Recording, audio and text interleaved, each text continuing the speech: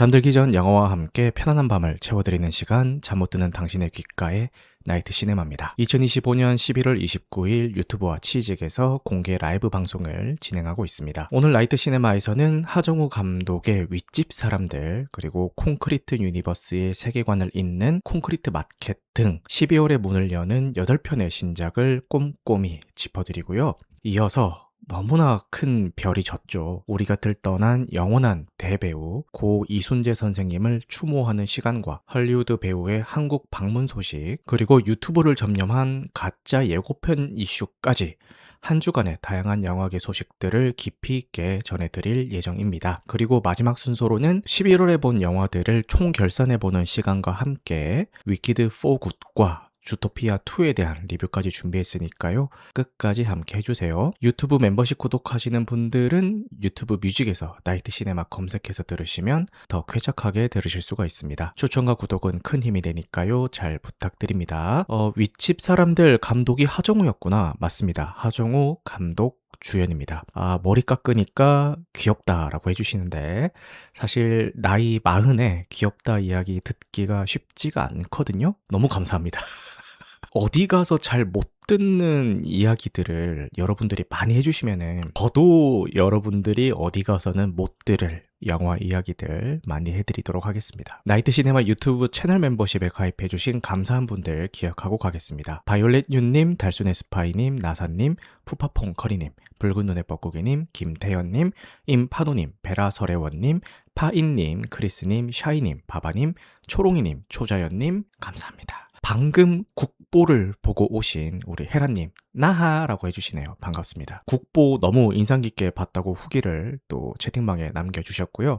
저도 국보를 어제 보려고 하다가 결국에 안 봤는데 왜 안 봤는지 그 이유에 대해서 오늘 또 그 코너 중에 하나로 설명을 해드릴 예정입니다. 자, 그러면은 댓글 읽기 시간인데요. 11월 4주차 영화뉴스 팟캐스트의 코코아 마녀님이 제 얘기는 아닙니다. 제 얘기는 아니에요.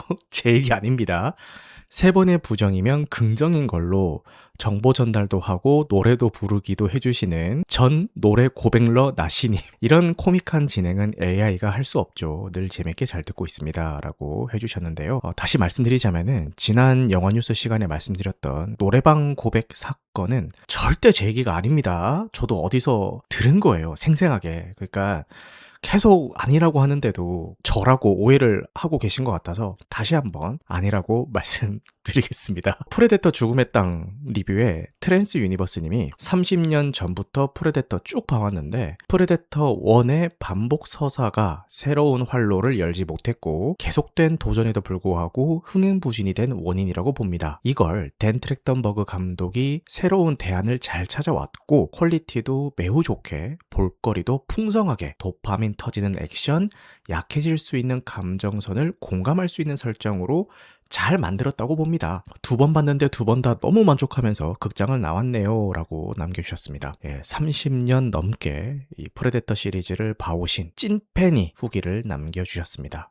그동안은 1편의 아성이 워낙 높다 보니까 그거를 흉내내기에만 급급해서 그게 또 흥행부진으로 이어졌던 측면이 있다라고 말씀을 해주셨는데요. 저 역시 앞으로도 댄 트랙턴버그 감독이 계속 이 시리즈를 발전시켜 나가주시기를 바라겠습니다. 그리고 소대가리님이 사춘기 프레데터라고 남겨주셨고요. 그리고 포제션 리뷰 영상에 소대가리님이 날카롭다, 신묘하다라고 남겨주셨네요. 감사합니다. 그리고 오보리 파커스님이 I love you 라니요 크크크크크 질감할게요 라고 해주셨는데, 포제션 리뷰 들어갈 때 가수 포지션이 아니라 영화 포제션이라고 제가 이야기를 드렸는데 거기서 이런 말씀을 해주신 것 같습니다. 그리고 세계의 주인 리뷰에 레고 깎는 노인님이 이 영화 칭찬 안 하는 평론가가 없네, 시간 한번 내서 봐야겠다라고 남겨주셨습니다. 정말 좋은 판단이시고요. 꼭 보시는 것을 추천드리겠습니다. 자, 오늘의 댓글은 여기까지고요. 골란님이 위키드 저번 주에 사랑하는 사람이랑 같이 봤습니다. 사랑하는 사람이라는 범위가 되게 넓죠. 연인일 수도 있고 아니면 뭐 가족일 수도 있고 자녀분일 수도 있고 뭐 여러 가지 의미가 있는데, 제가 그냥 짐작만 해볼게요. 아무래도 사귄 지 얼마 안 된, 그러니까 시작한 지 얼마 안 된 연인과 함께 봤다라는 뜻으로 저렇게 말씀을 해주신 걸까요? 그랬다면은 너무 축하드립니다. 오늘 제가 그 주토피아 2를 보고 왔거든요. 그러니까 수요일 개봉했을 때 혼자 보고 오늘은 저희 가족들이랑 다 같이 주토피아 2를 봤는데 와, 상영관이 꽉 찼어요. 진짜로 꽉 찼습니다. 오랜만에 남녀노소가 다 뒤섞여 있는 그런 상영관을 체험을 했는데 당연히 연인들끼리도 굉장히 많이 오셨더라고요. 근데 그동안 우리 극장가가 힘들다 그런 이야기만 계속 말씀을 드리다가 정말 오랜만에 그런 풍경을 보니까 괜히 좀 울컥하기도 하고 앞으로도 계속 이랬으면 좋겠다라는 생각이 들기도 하고 한국 영화가 개봉했을 때 또 이런 분위기가 또 생겼으면 좋겠다라는 생각도 들고 뭐 여러 가지 만감이 교차를 하더라고요. 그래서 우리 골라님 위키드 이번에 포굿 어떠셨는지 모르겠지만 사랑하시는 분과의 다음 영화로 주토피아 2를 추천해 드리도록 하겠습니다. 근데 골라님 정도의 내공이면은 제가 주토피아 2 추천하기 전에 이미 뭐 계획에 있거나 아니면 이미 보고 오셨거나 둘 중에 하나일 것 같긴 합니다. 시작한 지 얼마 안 된 연인분과 같이 보신 게 맞군요. 너무 축하드립니다. 이게 제가 이제 좀 있으면 결혼 10년 차가 되다 보니까 물론 이런 익숙함과 편안함도 사랑이지만 지금의 이 사랑의 형태와 연애를 막 시작할 때 그 사랑의 형태는 같은 사랑이지만 모양은 좀 다른 사랑이잖아요. 그래서 이렇게 결혼하신 분들이 나는 솔로, 환승연애, 하트 시그널 이런 것들을 많이 보나라는 생각을 좀 하게 되고 요새 그 하트 시그널 시즌 4가 하고 있죠. 그거 보려고 최근에 티빙 구독을 시작을 해서 지금 하트 시그널 4를 보고 있는데 이 나는 솔로를 볼 때는 정말 리얼함을 추구하면서 보지만 이 환승연애나 그 하트 시그널 같은 걸 볼 때는 어느 정도는 내 마음가짐도 좀 드라마 한 편 본다 이런 마음을 좀 가지고 봐야 좀 재밌게 즐길 수가 있습니다. 근데 환승연애도 다 잘생기고 이쁜 분들 나오잖아요. 그런 분들이 막 이제 꽁냥꽁냥 하기도 하고 질투하기도 하고 이런 걸 보니까 야, 좋을 때다. 이런 생각을 하면서 요새 재밌게 보고 있는데 우리 골라님도 요즘 그런 꽁냥꽁냥한 그런 감정에 한참 젖어 계실 때 같아가지고 너무 부럽네요. 사랑하는 분과 같이 봤는데 영화가 눈에 들어왔을지라고 말씀을 해주시고요. 중반까지는 영화가 눈에 안 들어왔는데 중후반부터 들어오더라고요 라고 말씀해 주시는데 제 기억에 중후반부 정도면은 Girl in the Bubble 뭐 그쯤이 아니었을까 한번 추측을 해봅니다. 보통은 상영 시간 긴 걸로 골라서 봄이라고 하시는데 그런 긴장감이 있죠. 그 영화를 볼 때 이제 행여나 이 팝콘통에 같은 타이밍에 손이 들어가진 않을까. 영화 보는 내내 이렇게 손잡고 보기도 하고 그죠? 그리고 살짝 그 루즈해진다 그러면은 이제 연인의 어깨에 잠깐 팔짱을 끼면서 고개를 좀 기대기도 하고 그런 타이밍들이 있죠. 그죠? 손바닥에 이렇게 손잡고 있다가 극장이니까 안 보이잖아요. 이제 손가락으로 이렇게 하트 그리거나 아니면 사랑해 여기 써서 방금 무슨 글자 썼는지 맞춰보라고 한다거나 뭐 그런 소소한 장난들 극장에서 남한테 피해주지 않으면서 몰래 사랑을 나눌 수 있는 그런 여러 가지 노하우들을 지금 은하는 그림빵님이 말씀해주고 계십니다. 지금 골라님이 또 바로 비우셨네요. 안 해봤는데 다음에 해보겠습니다 라고. 요새도 있는지 모르겠는데 코로나 오기 전에는 그 극장 제일 뒷자리에 커플 좌석이 있었습니다. 한 2.5인용 정도 되는 그 소파 형태로 된 커플석이 있었는데 그게 되게 특이했던 게 양옆 가림막이 이렇게 되어 있었어요. 그랬다고요? 그냥 그랬다고요? 아니 뭘 더 얘기하려는 건 아니고요. 그냥 그랬다고요. 네, 그냥 그랬다는 겁니다. 용산 CGV 아직도 있어요, 그게? 오, 그렇구나. 지금도 있어요. 라고 파이님이 뭘 했을까요? 라고 해주시는데 뭘 했다는 게 아니고요. 그냥 그런 게 있었다고요, 제가. 뭘 했겠어요. 영화 봤지. 그죠? 이제 지쳐 있을 때는 영화를 보지 말아야 하는 이유라는 이야기를 드려보겠습니다. 부제는 내가 어제 국보를 안 본 이유. 입니다. 어제가 금요일이었죠. 제가 연차였는데 연차면은 뭐 영화 한두 편 정도는 그냥 극장에서 쭉 내리달리곤 했는데 어제는 굳이 극장에 안 갔거든요. 그 이유를 이렇게 긴 장문의 변명문으로 좀 설명을 드리도록 하겠습니다. 요즘 제가 회사 업무가 정말 미친 듯이 몰아치고 있어가지고 눈꽃 뜰 새 없이 바쁜 날을 보내고 있습니다. 하루 종일 회사에서 긴장 상태로 업무에 시달리다가 퇴근하고 집에 딱 들어오면은 이미 이 뇌는 과부하에 한번 걸렸다가 온 상태이고 되게 피곤하죠. 몸도 그렇고. 그래서 명색이 영화 리뷰어임에도 불구하고 평소 좋아하던 영화 보는 것보다는 자연스럽게 아무 생각 없이 그냥 편하게 할 수 있는 가벼운 게임이나 아까 얘기했던 환승연의 포 같은 그런 예능 프로그램 쪽에 먼저 손이 가더라고요. 사실 영화가 아무 생각 없이 편하게 볼 수 있는 영화도 있지만 대부분의 영화들은 아무래도 어느 정도의 생각은 좀 해가면서 봐야 되는 그런 매체잖아요. 근데 이미 뭔가 마음에 피로가 누적된 상태에서는 이것조차도 좀 버겁게 다가올 때가 있습니다. 제 경험상 내 컨디션이 바닥일 때 그래도 영화 유튜버인데 시간 남을 때 영화 한 편이라도 더 봐야지 라는 의무감으로 억지로 영화를 보게 되면은 별로 그 결과가 좋지가 않더라고요. 그러니까 평소에 맑은 정신으로 봤다면은 충분히 좋게 봤을 수도 있는 그런 작품인데 이렇게 지쳐 있을 때는 그냥 시큰둥하고 심지어는 지루하게 느껴질 때도 있습니다. 이렇게 되면은 아까운 영화 하나를 그냥 날리는 셈이 되고 그 지루하게 느껴지는 시간을 억지로 견뎌낸 제 자신에게도 굉장히 소모적인 일이 되어버립니다. 결국 영화에게도 저에게도 서로 좋을 게 없게 되죠. 이것과 관련해서 저에게는 흑역사가 하나가 있습니다. 아마 제 방송을 오랫동안 봐오신 분들이라면 아실 텐데 바로 드니 빌레브 감독의 걸작 시카리오 암살자의 도시인데요. 시네필들이라면 누구나 극찬을 마다하지 않는 이 엄청난 명작을 제가 어떤 상황에서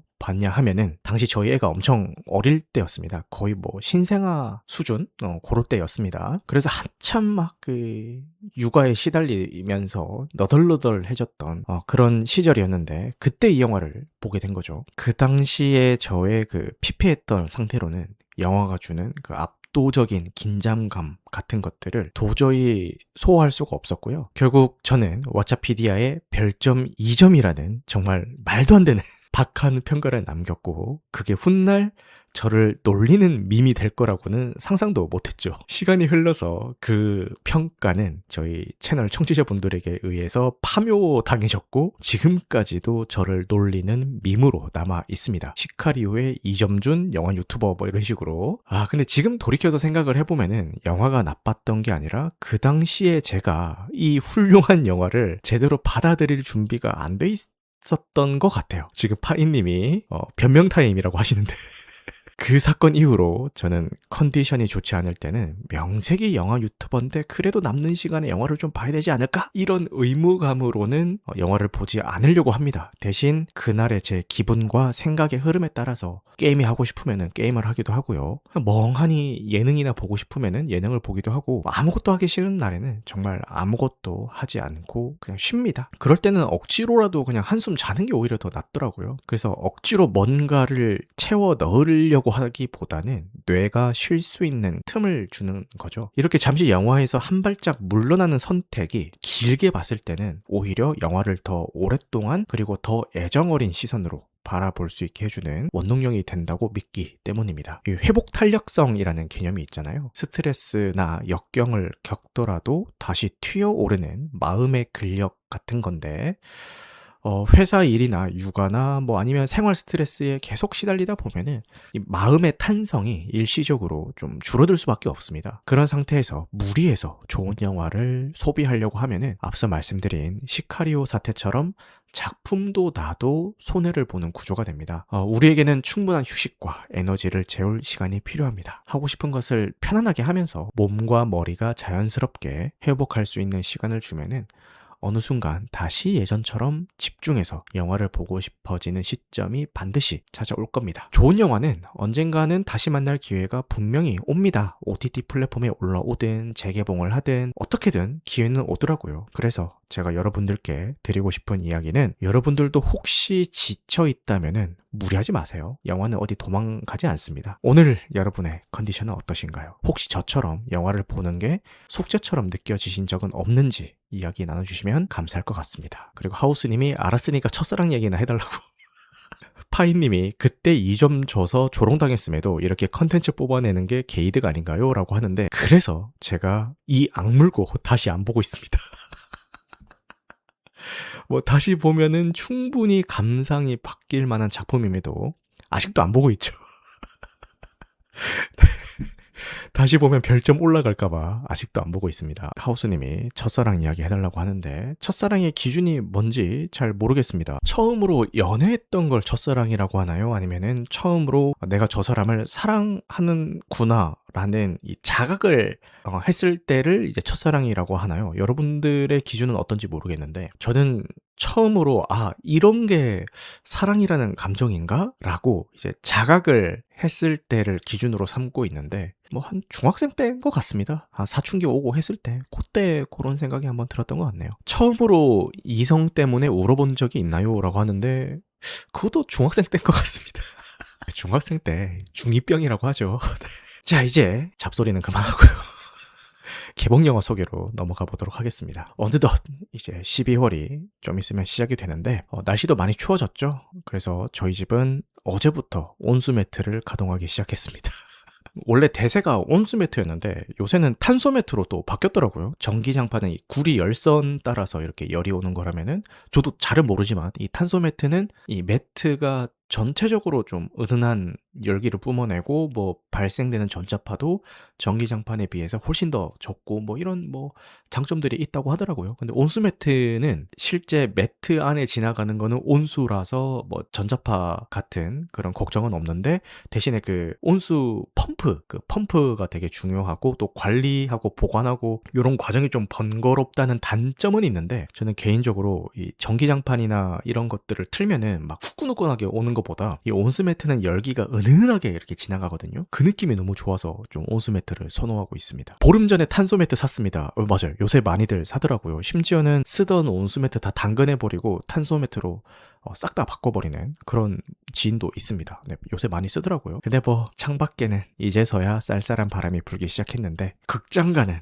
진작에 쌀쌀한 바람이 불고 있습니다. 그럼에도 여전히 힘써주시는 영화인들이 있기에 오늘도 이렇게 신작 영화들을 소개해드릴 수 있는 것 같고요. 오늘은 먼저 한국 영화 라인업부터 살펴보겠습니다. 첫 번째로 소개할 작품은 어른들의 솔직한 이야기가 궁금한 분들을 위한 영화 윗집 사람들인데요. 한국 영화계의 팔방미인 하정우 감독이 메가폰을 잡았습니다. 롤러코스터 허삼관, 로비에 이은 네 번째 장편 연출작입니다. 하정우 감독이 직접 연출과 주연을 겸했고 로맨틱 코미디의 여왕 공효진 배우, 연기파 김동욱 배우, 그리고 능글맞은 매력이 있는 이한희 배우가 뭉쳤습니다. 상영 시간은 107분이고요. 줄거리는 열정이라고는 찾아볼 수 없는 무미건조한 공효진 배우와 김동욱 배우가 연기하는 아랫집 부부 정아와 현수가 매일 밤 윗집에서 들려오는 격정적인 소음에 시달리다 못해 결국 윗집 부부를 저녁 식사에 초대합니다. 층간소음 문제를 좀 점잖게 해결해 보려는 의도였겠죠.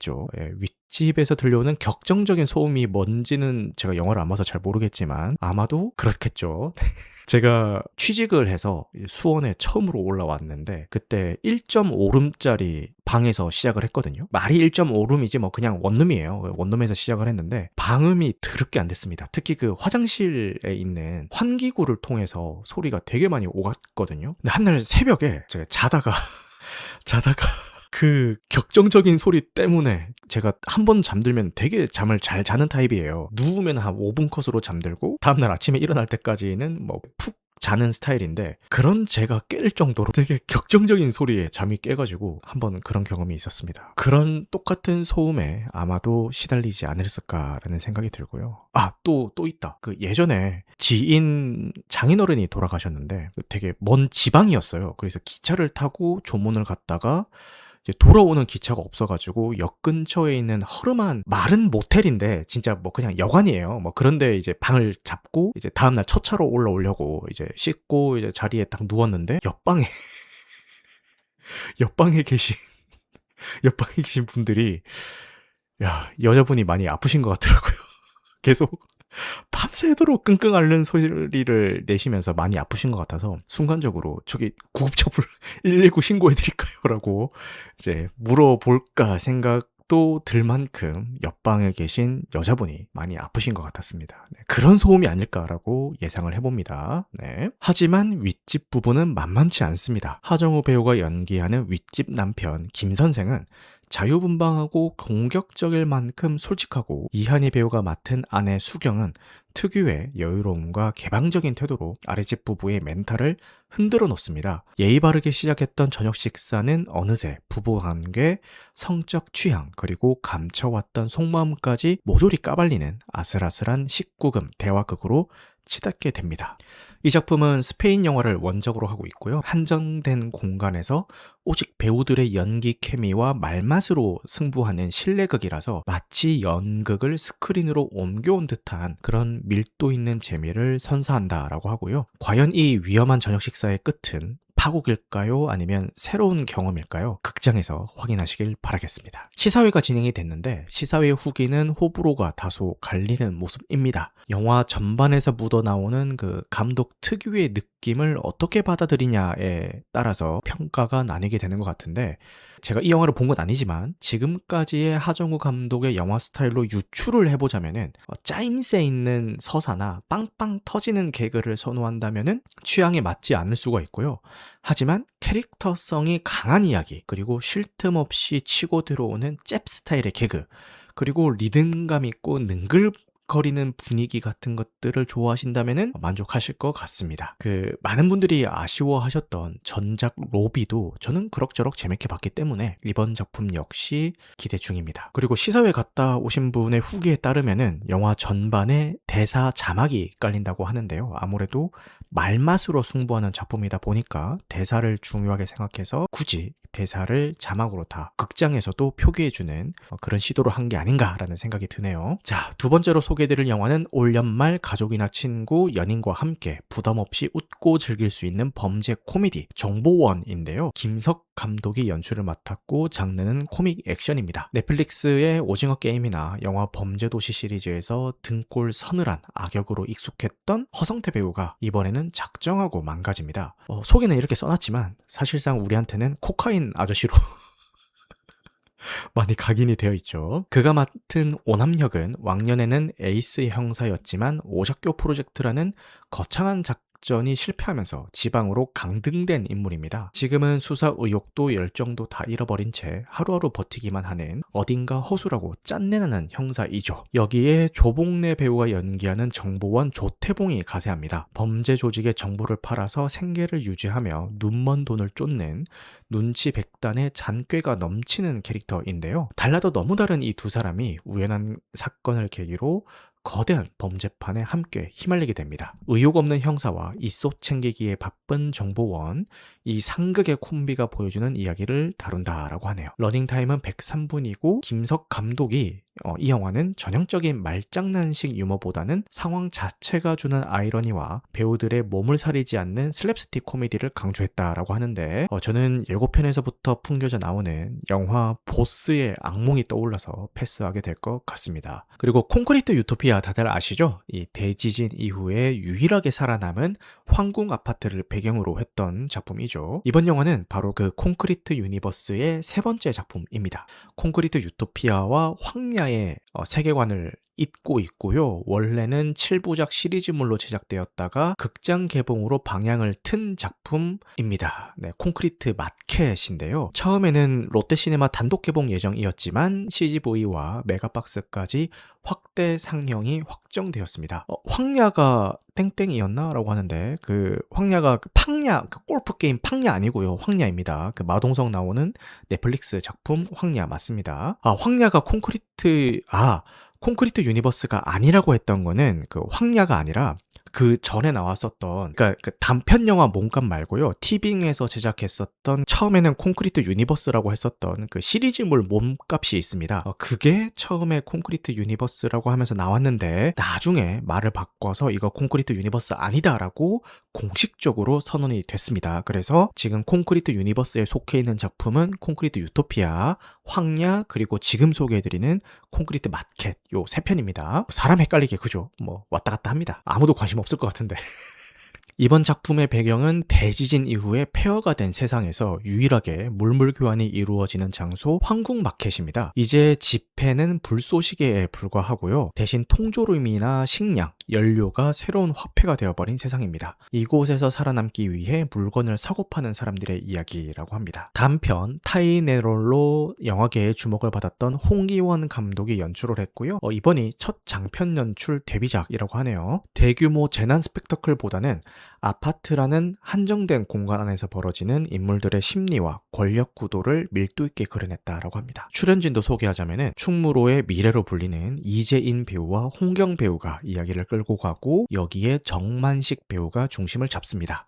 줄거리는 통조림을 훔치기 위해 황국마켓으로 잠입한 이재인 배우가 연기하는 외부인 희로는 우연히 마켓의 실질적인 지배자인 정만식 배우가 연기하는 회장 박상용의 치명적인 비밀을 알게 되는데요. 희로는 이 비밀을 무기로 박상용의 오른팔이자 마켓 관리자인 홍경 배우가 연기하는 태진에게 위험한 거래를 제안합니다. 그래서 폐허 속에서 새로운 권력을 차지하기 위한 게임이 시작된다라고 하네요. 같은 세계관을 공유하고 있지만 전작들을 보지 않았더라도 충분히 즐길 수 있는 독립적인 이야기를 담고 있다고 하니까요. 부담 없이 극장을 찾으셔도 될 것 같습니다. 황야 케이스를 보자면은 이 콘크리트 유니버스는 인물이나 이야기가 겹친다라기보다는 갑자기 대지진이 일어났는데 무너지지 않은 아파트가 하나 있다. 이 설정만 공유하는 스타일인가 싶었는데 이번 작품의 정보를 조사하면서 그게 맞구나라고 이제 확신하게 되더라고요. 그 설정만 공유하는 그런 작품을 콘크리트 유니버스로 묻고 있는 것 같습니다. 은하는 크림빵님이 홍경 댓글 부대에서 인상적이었습니다. 굿뉴스에서도 나왔는데 그건 안 봐서라고 해주시네요. 지금 주목받고 있는 젊은 배우 중에 한 명이죠. 저는 그 약한 영웅 시즌 1에서 처음 눈에 확 들어왔는데 그 뒤로 말씀하신 댓글 부대나 청설 이런 데서 승승장구하더니 이번 굿뉴스에서 정점을 찍은 그런 느낌이 드는 배우였습니다. 장래가 촉망된다고 이야기하기에는 이미 너무 잘하고 있는 배우죠. 자, 네 번째는 트랙 위의 허들보다 더 높고 단단한 삶의 허들 앞에선 19 청춘의 이야기를 담은 허들입니다. 꿈을 향해 달리고 싶은 육상 유망주가 하루아침에 가족의 생계를 짊어져야 하는 가장이 되면서 겪는 이야기를 그린 성장 드라마라고 하고요. 상업영화 현장에서 경력을 쌓은 한상욱 감독의 첫 장편 연출작이라고 합니다. 주인공인 서연은 실업팀 입단을 목표로 땀 흘리고 있는 고등학생 허들 유망주라고 하고요. 서연에게는 트럭 운전을 하며 자신을 응원해주는 아버지가 유일한 가족인데 어느 날 아버지가 뇌졸중으로 쓰러지면서 의식불명 상태가 되면서 서연의 삶은 송두리째 바뀝니다. 이 영화는 최근 우리 사회의 중요한 화두로 떠오른 가족 돌봄 청년, 영어로는 영케어러라고 하는데 이 문제를 정면으로 다룹니다. 미성년자인 서연은 보호받아야 할 나이에 보호자가 되어서 병원비와 생계를 걱정해야 합니다. 그럼 저는 누가 보호해줘요? 라는 영화 속의 서연의 외침이 너무나 아프게 다가오는 작품이라고 하네요. 이 작품의 시나리오는 2023년 영화진흥위원회 한국영화 시나리오 공모전에서 수상작으로 선정되면서 기획 단계부터 인정받았다라고 하고요. 러닝타임은 102분, 관람 등급은 15세 이상 관람가입니다. 보호자이지만 정작 사회로부터는 보호받지 못하는 청소년들의 현실을 조명하면서 교육계와 청소년 대상 공동체 상영 등을 통해서 사회적인 논의를 이끌어낸다라고 합니다. 자신의 꿈인 허들을 넘기 위해 그리고 삶이라는 더 큰 허들을 넘기 위해 운동화 끈을 동여매는 서연이의 외로운 질주에 따뜻한 응원을 보내주시면 좋을 것 같습니다. 다섯 번째는 조금은 마음이 먹먹해지는 영화인데요. 독립영화 멀고도 가까운입니다. 이 작품을 소개하면서 가장 먼저 꺼내야 될 이야기가 있는데 바로 지난해 우리의 곁을 떠난 고 송재림 배우의 유작이자 마지막 연기 작품입니다. 그가 담긴 마지막 모습을 스크린으로 만날 수 있는 작품이고요. 영화의 배경은 10년째 시간이 멈춘 듯한 어느 LP바입니다. 박호산 배우가 연기하는 사장 준호는 과거의 트라우마 때문에 가게를 떠나지 못한 채 죽은 연인을 잊지 못하고 살아가는 인물입니다. 그러던 어느 날 준호의 앞에 죽은 연인과 똑같이 생긴 의문의 여인이 나타나고 그녀마저 사고로 잃게 되자 또 다른 닮은 손님인 은영이 찾아옵니다. 그리고 우리의 기억 속에 영원히 남을 송재림 배우는 죽은 연인을 찾기 위해 바를 찾는 두 남자 동석과 동수를 1인 2역으로 연기했습니다. 연출은 장편 고백할 수 없는을 통해서 현실과 환상이 교체하는 서사를 보였던 최인규 감독이 맡았고요. 이번 작품에서도 사랑과 상실, 기억이라는 주제를 라디오와 음악, LP바라는 아날로그 공간에 빗대서 풀어낸다라고 하네요. 독립영화이지만 제작진은 화려합니다. 인간수업의 엄혜정 촬영감독, 영웅과 소방관의 신태섭 조명감독, 그리고 재즈그룹 윈터플레이의 이주환 음악감독이 합류해서 레트로한 감성을 구현했다라고 하네요. 덕분에 2024년 충무로 단편 독립영화제에서 촬영상을 수상했다라고 합니다. 러닝타임은 97분, 15세 이상 관람가입니다. 이제 해외 작품들을 살펴보겠습니다. 애니메이션 팬들을 위한 특별한 선물이 오는데요. 전 세계적으로 뜨거운 사랑을 받고 있는 주술회전의 극장판 주술회전 시부야 사변 3열 회유입니다. 북미 개봉일인 12월 5일보다 한국 관객은 이틀 먼저 만나볼 수 있고요.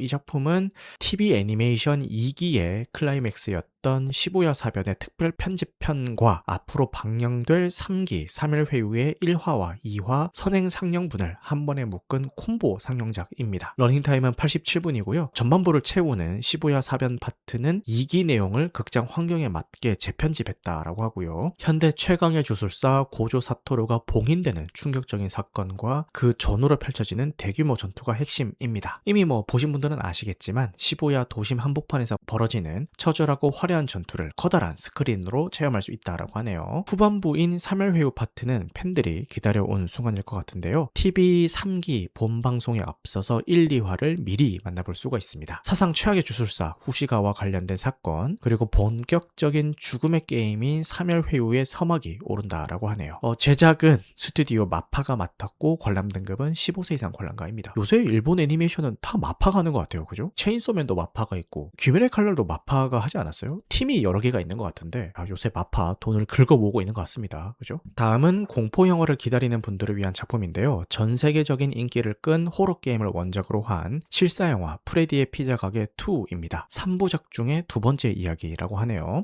전편의 감독이 그대로 연출을 맡았고요. 공포 영화의 명가 블루마우스 프로덕션이 제작을 진두지휘했고 5,100만 달러의 제작비를 투입해서 전편보다 훨씬 커진 스케일을 자랑합니다. 러닝타임은 104분입니다. 전편의 사건으로부터 1년 뒤의 시점을 다룬다라고 하고요. 이번 2편에서 세계관 확장을 예고한다라고 하네요.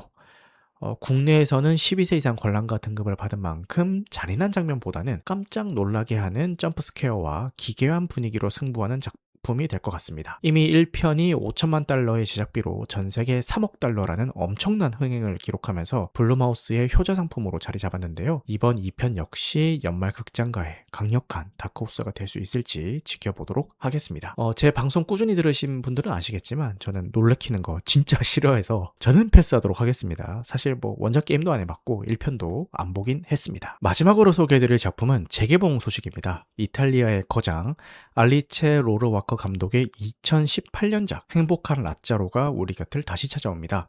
제71회 칸 영화제에서 각본상을 수상하면서 작품성을 입증했고요. 무엇보다 거장 마틴 스코세지가 제작에 참여해서 화제가 되었던 유럽의 예술 영화이죠. 특히 우리나라 관객들에게는 봉준호 감독님의 극찬으로도 유명합니다. 봉준호 감독님이 시내 21 선정 2010년대 베스트 영화에 이 작품을 올리면서 경탄하게 할 만한 영화의 기적이라고 표현을 했는데 저는 안 봐서 모르겠지만 보신 분들은 다 공감을 하시더라고요. 러닝타임은 127분이고 관람 등급은 12세 이상 관람가입니다. 내용은 외부와 단절된 이탈리아의 외딴 마을 인비올라타에서 벌어지는 이야기인데 이곳에는 귀족 지주에게 착취당하면서 살아가는 소장놈들이 있습니다. 그들 사이에는 바보스러울 만큼 순박하고 착한 청년 라짜로가 있습니다. 이야기는 라짜로와 귀족 청년인 탕크레디의 우정으로 시작해서 어느 순간 일어나는 믿기 힘든 기적을 통해 시공간을 뛰어넘는다라고 하는데요. 봉건제 농노사회에서 현대 자본주의 도시의 빈곤으로 이어지는 착취의 구조를 우화적으로 그려내는데 감독은 이 과정을 통해서 오늘날 성자가 나타난다면 우리는 그를 알아보지 못할 것이라는 화두를 던진다라고 하네요. 네, 이렇게 12월 3일에 개봉하는 8편의 신작을 정리해드렸습니다. 여러분의 취향을 저격한 영화는 무엇인가요? 저는 윗집 사람들과 콘크리트 마켓을 보게 될 것 같은데 청취자 여러분들도 취향에 맞는 영화 만나게 되시길 바라겠습니다. 자, 다음은 영화 뉴스입니다. 일단 지난 청룡영화상의 화제의 중심이었던 화사 씨와 박정민 씨의 무대 이야기를 안 할 수가 없겠죠. 마마무의 화사 씨가 신곡 굿 굿바이 무대를 선보였는데 여기에 박정민 씨가 깜짝 등장을 했습니다. 이 노래 뮤직비디오에 박정민 씨가 출연한 인연으로 이번 무대에도 함께 오르게 된 건데요. 화사 씨가 박정민 씨에게 직접 손편지를 써서 뮤직비디오 출연을 제안을 했고 평소 화사 씨의 팬이었던 박정민 씨가 이거를 흔쾌히 수락하면서 인연이 닿았다라고 하네요. 그 케미가 뮤직비디오를 넘어서 영화상 생방송 무대까지 이어진 거죠. 화사 씨가 맨발로 객석으로 내려가서 노래를 부르는데 갑자기 객석에 앉아있던 박정민 씨가 빨간 구두를 들고 등장을 합니다. 이게 뮤직비디오 세계관을 그대로 시상식장으로 옮겨온 건데 박정민 씨가 화사 씨에게 건넨 구두를 쿨하게 던져버리고 도발적인 퍼포먼스를 이어갈 때 보여준 눈빛에 많은 분들이 설레하시더라고요. 흔히 말하는 멜로 눈빛이라고 하죠. 마치 짝사랑하는 연인을 떠나보내는 듯한 그 애절하면서도 섹시한 눈빛 연기를 보는데 솔직히 저는 뭐 좋은 무대인 건 알겠는데 이게 이렇게까지 호들갑 떨 일인가 싶기는 했습니다만 많은 분들이 그 포인트에서 이제 열광을 하신 것 같더라고요. 실질적인 수치로도 파급력이 증명이 되고 있는데요. 방송 직후에 유튜브랑 SNS 조회수가 폭발한 거는 기본이고 화사의 신곡 굿굿바이는 발매 한 달 만에 멜론, 벅스, 플로우 같은 국내 주요 음원 사이트에서 1위를 싹쓸이하며 말 그대로 역주행의 신화를 썼습니다. 여기에 박정민 효과가 서점가까지 강타했는데요. 박정민 배우가 2019년에 썼던 산문집 쓸만한 인간 오디오북이 주간 1위를 찍었고 종이책 판매량이 전주 대비 무려 20배 이상 급증했다고 합니다. 심지어 절판된 종이책이 중고거래 사이트에서 정가의 6배가 넘는 가격에 거래가 되는 현상까지 벌어지고 있다고 하네요.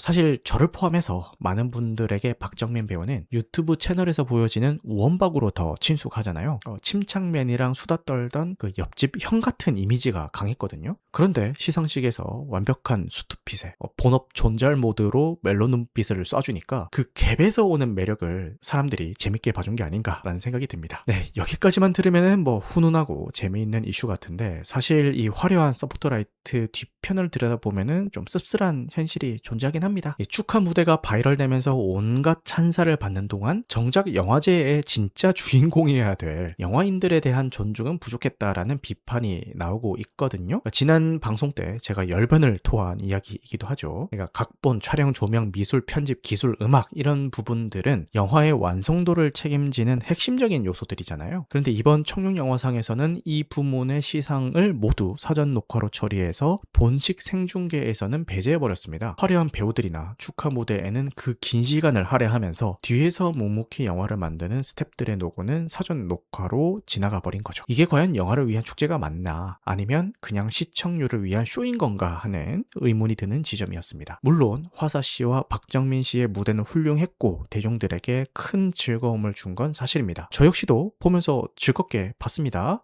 하지만 시상식이 끝난 이후에 남는 것이 수상자들의 감동적인 소감이나 한국 영화에 대한 담론이 아니라 오직 축하 공연뿐이라는 사실은 아쉬운 게 분명하죠. 영화제라는 게 그냥 스타들이 모여서 파티하는 자리가 아니잖아요. 한 해 동안 고생한 모든 영화인들을 기억하고 격려하는 자리가 돼야 되는데 이번에는 주객전도가 좀 심하지 않았나라는 생각이 듭니다. 화제성을 쫓는 것도 중요하지만 영화제로서의 권위를 지키기 위해서는 영화라는 본질에 조금 더 집중하는 태도가 필요해 보입니다. 내년 청룡영화상에서는 화려한 쇼만큼이나 빛나는 영화인들의 이야기가 더 많이 들려오기를 바라보겠습니다. 자, 다음 뉴스입니다. 누군가가 대한민국 연기 역사의 산 증인이 누구냐고 묻는다면은 아마 우리는 모두 주저없이 이분을 떠올리게 될 것 같습니다. 영원한 대발이 아버지이자 때로는 친근한 야동순재로 그리고 무엇보다 존경받는 국민 아버지로 우리 곁을 지켜주신 분이시죠. 지난 11월 25일 새벽 한국 연극과 방송계의 거목이자 70년 가까이 현역으로 활동해 오신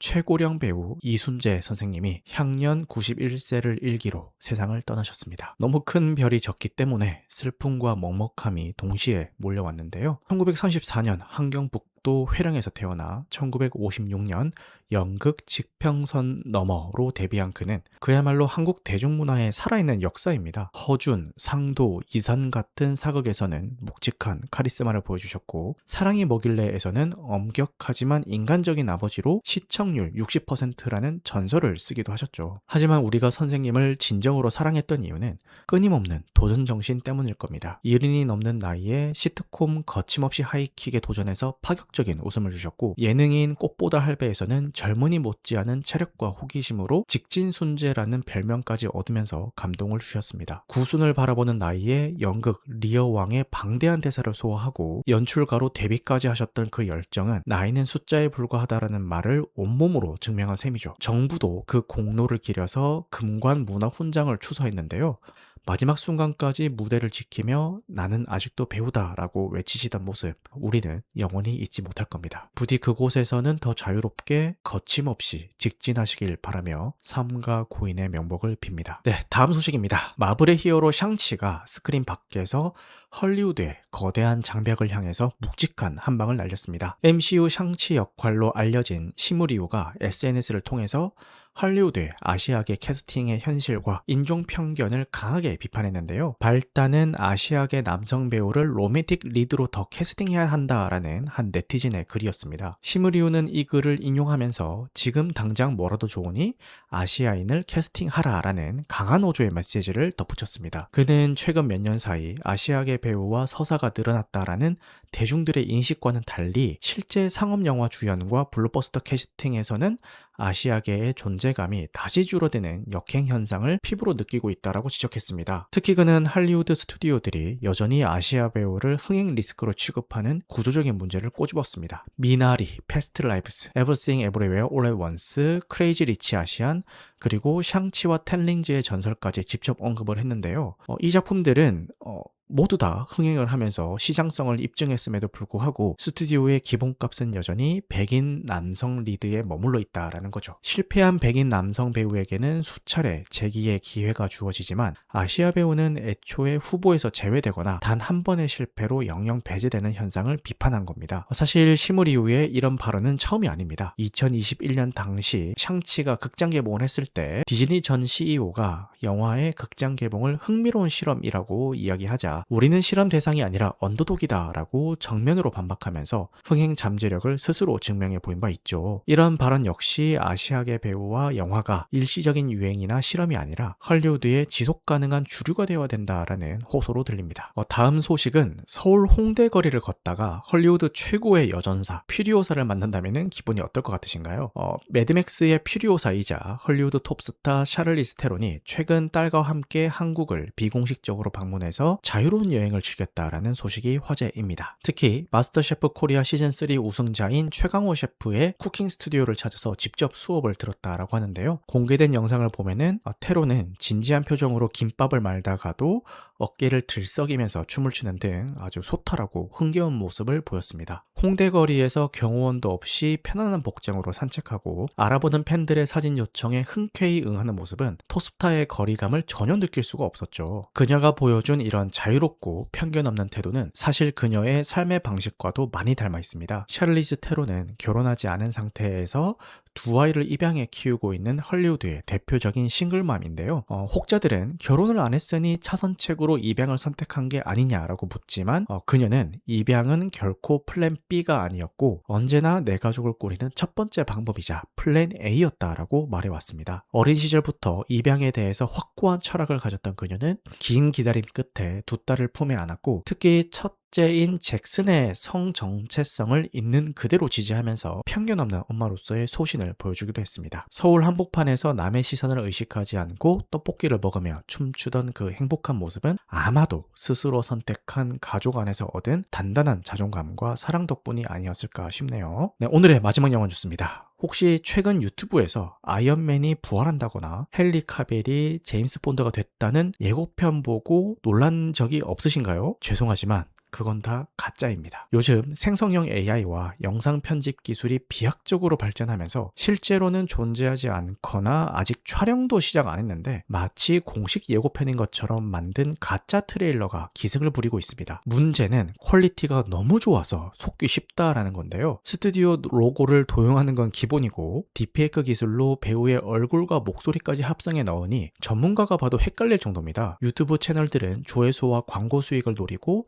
제목에 뉴 오피셜 트레일러 같은 문구를 넣어서 관객들을 낚고 있죠. 이런 현상의 배경에는 기술의 발전과 유튜브 알고리즘이 있습니다. 기존 영화 클립과 AI 영상을 섞어서 그럴듯한 신작 예고편을 만드는 게 기술적으로 너무 쉬워졌거든요. 특히 마블 같은 슈퍼히어로 영화나 대형 프랜차이즈 신작 루머가 돌 때마다 이런 가짜 영상이 폭증합니다. 유튜브 측에서도 이를 문제로 인식하고 일부 채널의 수익 창출을 막거나 노출을 줄이고는 있지만 역부족인 상황입니다. 심지어 일부 영화사들은 이런 가짜 예고편을 저작권으로 차단하기보다는 컨텐츠 아이템 시스템을 통해서 수익만 가져가는 방식으로 방치하기도 해서 팬들의 혼란을 가중시키고 있습니다. 그렇다면은 진짜 공식 예고편은 어떻게 구별을 해야 될까요? 썸네일과 제목만 봐서는 절대 안 되고요. 채널을 반드시 확인을 하셔야 됩니다. 채널 이름 옆에 인증 배지가 있는지, 이전에 업로드한 영상들이 일관성이 있는지 이런 것들을 꼭 확인을 하셔야 됩니다. 무엇보다 아직 제작 발표도 안 난 영화의 예고편이 떴다면은 일단 99%는 가짜라고 의심하고 거르시는 게 정신건강에 이로우실 것 같습니다. 잘못된 정보로 헛된 기대를 품었다가 실망하지 마시고요.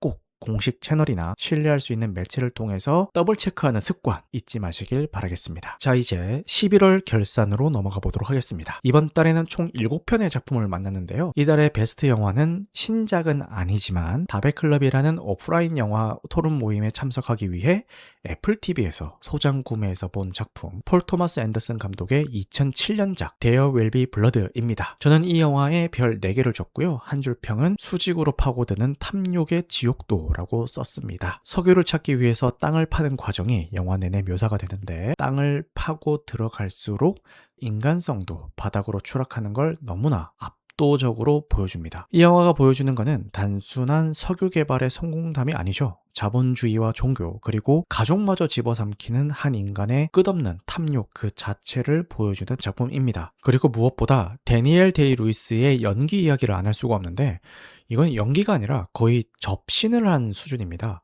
탐욕이 인간을 어디까지 망가뜨릴 수 있는지, 성공 그 자체가 목적이 되어서 달리면은 그 말로에는 어떤 것들이 기다리고 있는지 확인해보고 싶은 분들이라면은 이 영화는 선택이 아니라 필수입니다. 다음은 11월에 워스트로 꼽은 작품인데요. 워스트라고 해서 영화가 엉망진창이라거나 못 만들었다라는 건 아니고요. 제 개인적인 기대치가 너무 높았던 탓인지 그만큼 실망감도 커서 워스트로 선정을 했습니다. 바로 요르고스 란티모스 감독의 신작 부고니아인데요. 장준환 감독의 지구를 지켜라를 리메이크 한다라고 했을 때부터 정말 기대를 많이 했거든요. 원작 특유의 그 B급 감성 넘치는 똘끼랑 발랄함 그리고 그 안에 숨겨진 슬픔 이런 것들이 어떻게 재해석이 될까 궁금했는데 뚜껑을 열어보니까 완전 다른 결과물이 나왔더라고요. 블랙 코미디 타율도 생각보다 좀 낮았던 것 같고, 그러니까 못 만든 영화다라기보다는 내 기대치가 높았다 보니까 거기에 많이 미치지 못한 영화다라고 이야기하는 게 더 맞을 것 같습니다. 그럼에도 불구하고 계속 말씀드리는 것처럼 엔딩만큼은 원작보다는 더 좋았습니다. 별점은 3점을 줬습니다. 11월 영화 결산을 마무리해볼까 합니다. 여러분들은 이번 11월 극장에서 어떤 영화를 가장 인상 깊게 보셨나요? 여러분의 11월 베스트와 워스트 영화도 댓글로 남겨주시면 다음 방송 때 소개해드리도록 하겠습니다. 자, 이렇게 한 주간의 영화계 소식들을 모두 짚어봤고요. 여기서 오늘 준비한 1부 순서는 마무리하겠습니다. 이어지는 2부에서는 영화 위키드 포굿과 주토피아2에 대한 리뷰를 달아볼 예정입니다. 잠시 숨 좀 고르고 올까요? 따뜻한 차 한 잔으로 마음을 데우고 오셔도 좋고요. 이불을 포근하게 덮고 오셔도 좋습니다. 오늘 방송한 내용은 편집 과정을 거쳐서 유튜브와 각종 팟캐스트 플랫폼에 업로드될 예정입니다. 무편집본은 유튜브 멤버십 월 1990원 혹은 팟빵에서 건당 300원에 청취 가능하십니다. 영화 같은 밤 되시길 바라겠습니다. 감사합니다.